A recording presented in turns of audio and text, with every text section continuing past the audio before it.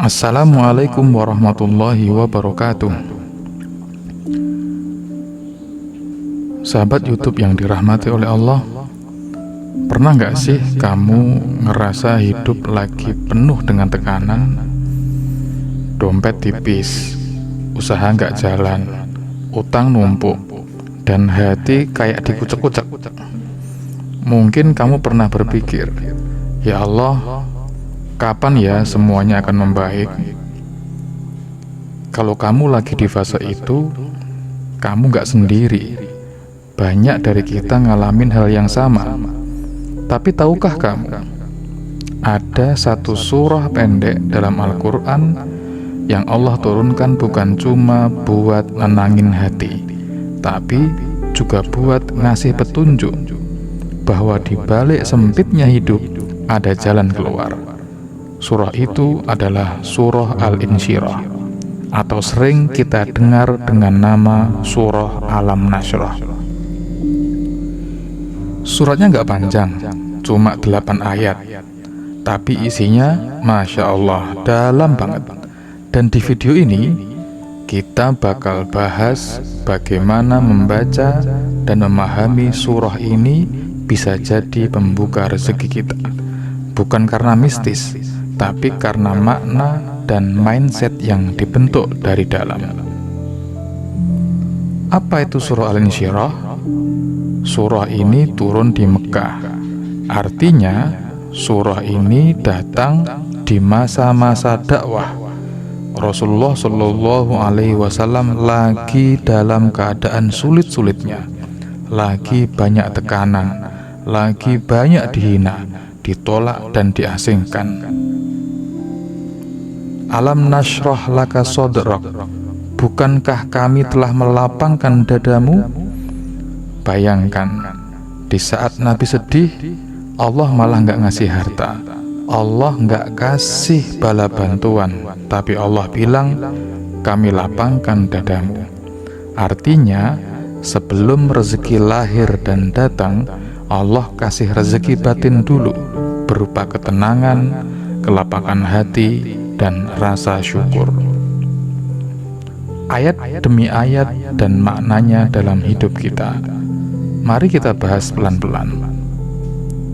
Alam nashrah laka sodrak. Allah bertanya, bukankah kami telah melapangkan dadamu? Maknanya, Allah ingatkan kita bahwa semua beban bisa ditanggung kalau hati dalam kondisi lapang. Hati sempit sama dengan rezeki juga mampet.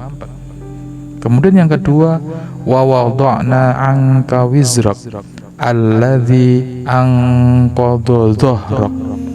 Allah angkat beban Nabi. Begitu juga dengan kita. Kalau kita dekat dengannya, Allah akan bantu ringankan beban kita. Allah akan bantu ringankan masalah-masalah yang sedang kita hadapi. Kemudian ayat ketiga, wa rafa'na laka dzikrak.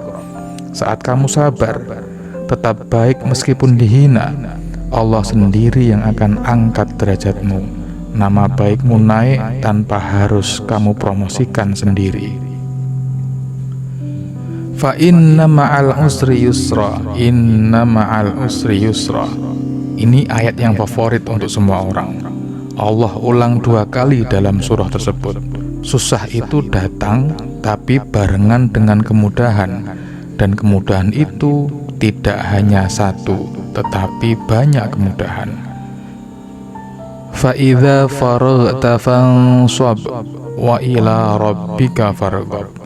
Kalau sudah selesai satu urusan, jangan malah layah-layah.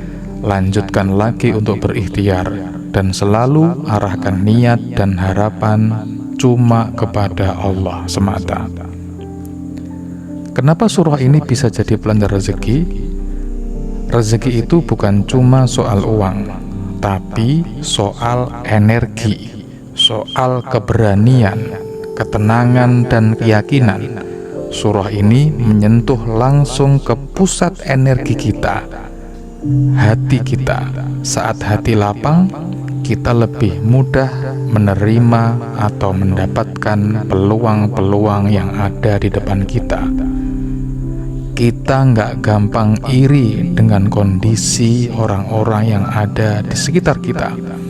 Kita lebih kuat menghadapi tantangan yang sedang kita hadapi atau tantangan yang sedang kita alami. Dan kita lebih fokus dan kreatif, dan semua itu akan muncul ketika hati kita dalam kondisi lapang. Semua ini efeknya balik ke kelancaran rezeki. Jadi, baca surah Al-Insyirah bukan buat nunggu uang jatuh dari langit, tapi buat menguatkan hati biar tetap waras dan semangat untuk senantiasa berusaha dan berikhtiar. Testimoni dan kisah yang mengamalkan surah Al-Insyirah.